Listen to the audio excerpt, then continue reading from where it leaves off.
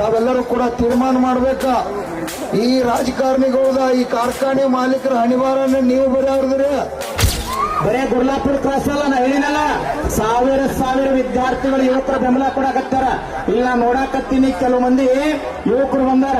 ಎಂದೂ ಕೂಡ ಪಾಪ ರೈತ ಸಂಘ ಅಂದ್ರೆ ಗೊತ್ತಿಲ್ಲ, ರೈತರ ಹೋರಾಟ ಅಂದ್ರೆ ಗೊತ್ತಿಲ್ಲ, ಬ್ಯಾಂಕಿನಾಗ ನೌಕರಿ ಮಾಡೋರು, ಡಾಕ್ಟರ್, ಇಂಜಿನಿಯರ್, ಇವತ್ತು ಬೆಳಗಾವಿಗೆ ಹೋಗಿ ಡಿಜೆ ಹಚ್ಚಿ ಕುಣಿತಕ್ಕಂಥವ್ರು ಗುರ್ಲಾಪುರಕ್ಕೆ ಬಂದಾರ ಅಂದ್ರೆ ತಾಕತ್ ಹೆಂಗದ?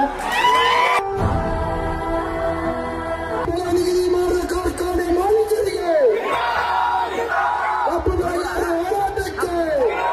ಕರ್ನಾಟಕ ರಾಜ್ಯ ರೈತ ಸಂಘಕ್ಕೆ, ರೈತ ತಾಯಂದಿರಿಗೆ, ರೈತ ಮಕ್ಕಳಿಗೆ ನಾಳೆ ಬೆಳಗ್ಗೆ 1 ಲಕ್ಷ ಜನ ಸೇರ್ತಾರ.